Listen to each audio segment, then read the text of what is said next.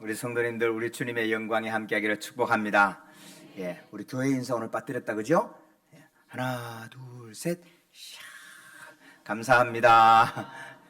오후에 우리 축사하러 가는데 제가 그 얘기 하려고 그래요. 그런 장로로, 권사로, 집사로 임직받는 것은 감사할 수 있는 하나님의 은혜 주신 줄로 믿습니다. 우리 넉넉한 교회 성도님들은 그런 잔디밭에 걷다가 개똥을 밟아도 감사합니다. 그럼요. 성도님들, 이게 병원에 누워 보십시오. 아무나 개똥 밟는 게 아닙니다. 밟을 수 있는 은혜는 복 받은 사람이 밟을 수 있는 겁니다. 건강의 복을 입지 않으면 못 다니는 거예요. 그래서 우리는 개똥을 밟아도 감사해요. 진짜 감사해요. 우리 주님 오시는데 성도님들, 이번 가을은 그죠? 가을 같지 않게 지나갔어요. 잎이 파랗게 그냥 했는데 눈이 왔어요. 잎이 파랗게 하고 겨울이 올 것 같지 않아. 그냥 김장을 언제 할지 모르고 그냥 두둠대다가 지나간 분 많이 계시죠? 근데 성도 여러분, 겨울이 그래도 올까요? 안 올까요? 와요. 주변을 돌아보면 겨울이 안 올 것 같은 시간들이 막 지나가는데 겨울은 옵니다. 여러분 왠지 아십니까? 하나님께서 성경 말씀에 일자와 사시와 연한을 이루라, 정확하게 흘러가는 겁니다. 앞으로 기후변화가 어떻게 바뀌어도 여러분 분명합니다. 겨울은 겨울이 될 것이고 여름은 여름이 될 겁니다. 바뀌지 않습니다. 여러분, 지구에서는요 달의 뒷면을 못 봐요. 100년 전에도 못 봤고요, 1000년 전에도 못 보고요, 앞으로 1000년이 지나도 달 뒷면을 볼 수가 없어요.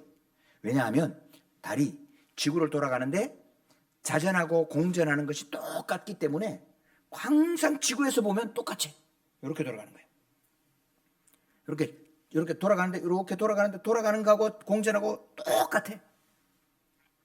그럼 1년에 365.25 땡땡땡땡땡땡 계속 나가요. 365일이 아니에요. 근데 그게 정확해. 그래서 우리는 달력이요 바꿔줘야 돼, 이게. 그래서 4년마다 윤달이 생기고 19년마다 장동이라는 게 생겨요. 잘 모르시죠? 여러분, 이게 다 바꿔주지 않으면 맞아지지가 않아요. 근데 하나님이 만든 시계는 정확해요. 1000년이 지나나 지금이나 정확하게 돌아가는 거예요. 우리 하나님이 이렇게 말씀하셔서, 하나님의 말씀은 천지는 없어져도 말씀은 반드시 이루어질 줄로 믿습니다. 오늘 33절 같이 읽어요. 시작. 천지는 없어지겠으나 내 말은 없어지지 아니하리라. 정확한 거예요. 우리 주님 정확한 이 말씀을 따라 뭐라고 말씀하시냐면, 내가 천국에 가서 집을 예비하면 다시 너희를 데리러 오리라. 주님이 다시 오신다는 거예요. 그런데 또 말씀하셨어요. 그때와 시한은 아무도 모르나니 천사도 모르고 하나님 아버지만 아시느니라. 할렐루야. 1992년 10월 28일 이날을 아시는 분들은 연식이 좀 된 겁니다. 다미 선교회라고 예수님 오신다고, 그래서 전부 다 교회 모여서 하얀 소복을 입고 10월 28일, 요즘 같이 하는, 그때는 추웠어요.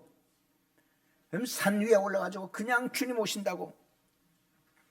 그런데 그때에 이 다미 선교회의 최고 그 지도자인 이장림 씨는 구속되어 있었어요. 주님 오신다고 막 헌금 받아갖고는 저 뒤에 자기 이름으로 땅 사놓고, 그리고는 차 좋은 거 끌고 다니고, 그래서 구속되어 있었어요. 근데 교도관의 말을 들어보면 이장림 씨는 그 12시에 자더래. 이게 진짜예요, 여러분. 그러면 성경 말씀대로 믿기를 소망합니다. 여러분, 성경 말씀대로 되는 거예요. 그러니까 주님 오신다는 건 분명해요. 할렐루야. 주님 다시 오는 거예요. 여러분, 이게 아파트 당첨돼 갖고 다음 달에 입주해야 되는데 주님 오시면 어떻게 해요? 할렐루야. 감사해야 돼요. 자, 결혼식 날짜 받아놓고 결혼식장 준비했는데 주님 오시면 어떻게 돼요? 감사해야 돼요. 여러분, 왠지 아십니까? 결혼하는 것보다 훨씬 더 행복하고 아파트 당첨되는 것보다 훨씬 더 좋은 천국을 하나님이 우리에게 주시기 때문입니다. 여러분, 진짜예요. 우리가 마련하는 거 겨우 그냥 은메달 준비하는 것만 하나님은 금메달로 주시는 거예요.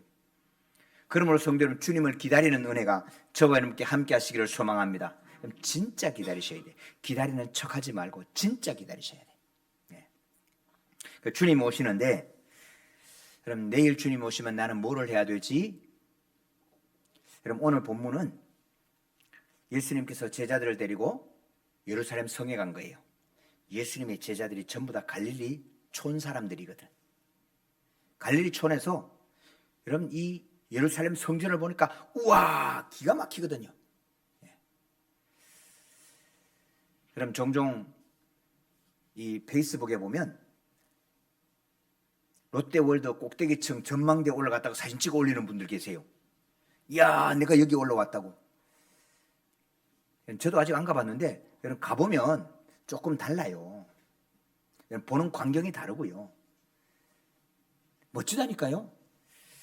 여러분 제가 거기는 못 가봤는데 어마어마하게 진짜 귀한 것들을 저도 많이 봤어요. 이집트에 간 피라미드를 보고 스핑크스를 보고 카이로에 있는 그 이집트 박물관을 돌아보고 나면 세상에 어떤 것도요 와 놀랄 일이 별로 없어요. 롯데월드 그래 지었구나 그러고 지나가요. 그래서 이집트 여행은 제일 마지막에 하라 그래요. 감동이 줄어든다고. 정말로 놀라워요. 터키에 있는 여러분 성소피아 성당이 있는데 여러분 성소피아 성당에 가보면 지금부터 1000년 전에 1000년도 더 됐죠. 여러분 이런 기둥을 돌을 깎아놨는데 돌을 나무 깎는보다 더 예쁘게 깎았어. 그리고는 중간에 기둥이 없는 큰 그 성당을 그렇게 지었어요. 근데 여러분 지금 그 성당이 뭐로 쓰이는지 아십니까? 모스크로 쓰여요. 사람이 만든 거는 그렇게 돼요. 다 허물어지고 없어져요. 천지는 없어지는 거예요. 그러므로 성도 여러분 우리 세상에 있는 일들 때문에 마음 상하지 않기를 주님의 이름으로 축복합니다. 주님이 다시를 다 허물어지는데 그러면 오늘 우리는 어떻게 주님을 기다려야 되나? 우리 34절 같이 읽으십시다. 너희는 스스로 조심하라. 그렇지 않으면 방탕함과 술 취함과 생활의 염려로 마음이 둔하여지고 뜻밖의 그날이 덫과 같이 너희에게 임하리라. 아멘. 스스로 조심해라. 어떤 분들이 교회가 어떻고 뭐 목사들이 어떻고 남 쳐다볼 여유가 없어요. 여러분 스스로 조심하셔야 돼요. 말씀드렸잖아요. 저는 교회와 주의 종들에 대해서 뭐 얘기하면 저는 그 얘기는 일체 얘기 안 해. 페이스북에도 일체 얘기 안 해. 그건 주님이 하실 일이에요. 스스로 조심하셔야 돼요. 내 스스로 나를 돌아보고. 여러분 오늘 이 시대의 염려와 근심 때문에 신앙을 잃어버리는 일들이 굉장히 많아요. 어른들 만나면 야 내가 받는 연금이 그치면 어떡하나. 우리 젊은이들 만나면 지금 내가 연금 넣으면 연금 받을 수는 있나.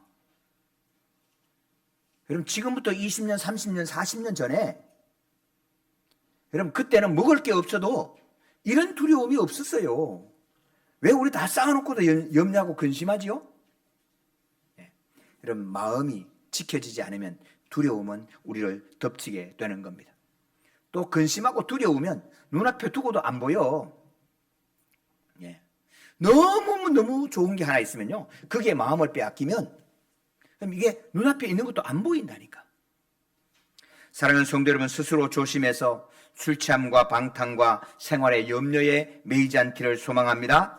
두 번째 우리가 기억할 것은 여러분 주님이 오신다는 것 때문에 일상생활을 버리면 안 된다는 거예요.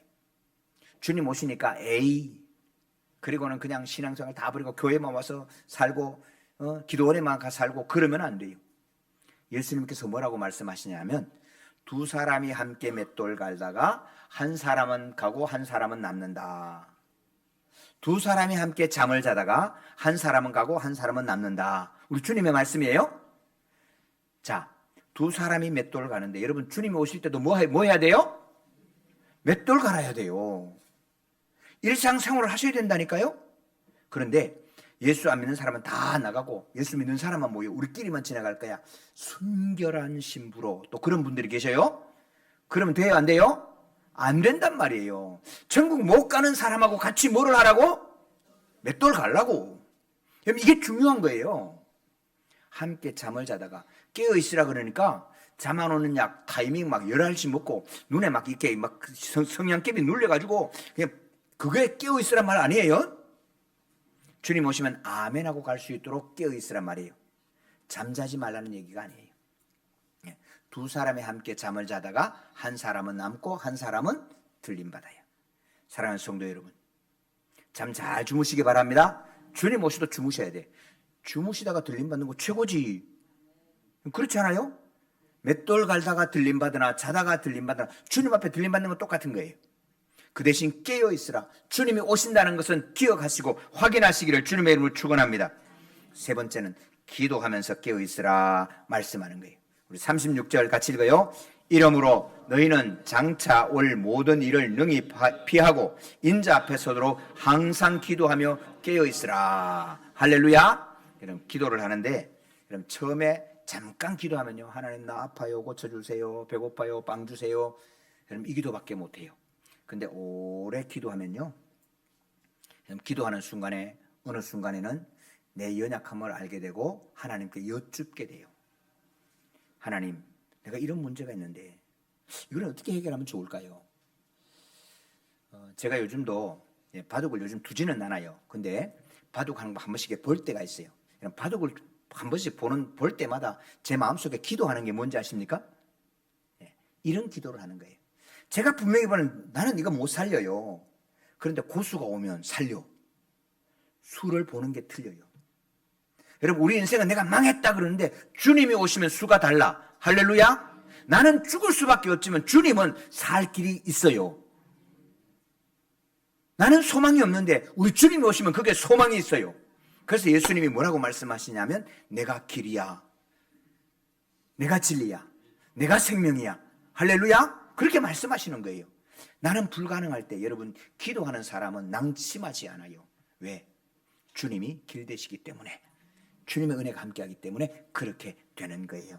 사랑하는 성도 여러분, 우리가 다시 기도할 것, 깨어서 기도하는 것은 하나님과 깊은 교제 속에 함께 연결되어 있기를 주님의 이름으로 축원합니다.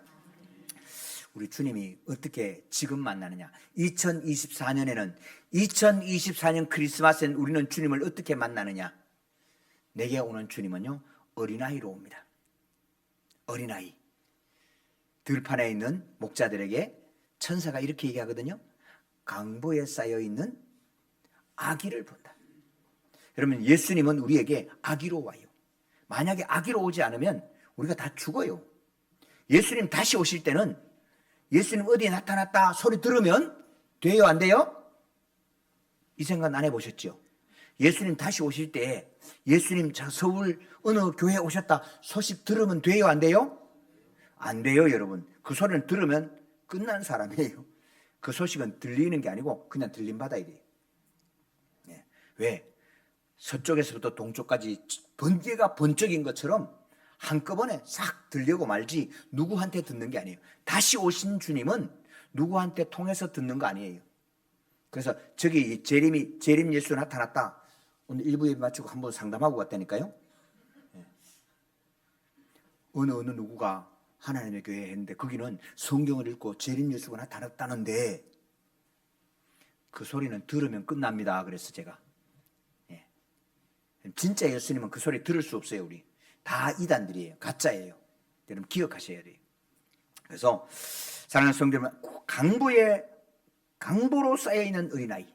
여러분, 이 어린아이는 내가 무시하면 그만입니다. 오늘 예수님 만나는 저와 여러분, 누구를 통해 예수님의 소식을 들었을 때 무시하면 그만입니다. 내가 예배 안 들어주면 그만이고, 기도 안 해도 그만이고, 성경 안 읽어도 그만이고, 예수님이 어디 있냐 욕해도 그만이고, 베들레헴 양 구유에 누이는 아기 예수를 바라보고 사람들이 무슨 소리를 해도 그 아기는 아무 소리 하지 않습니다.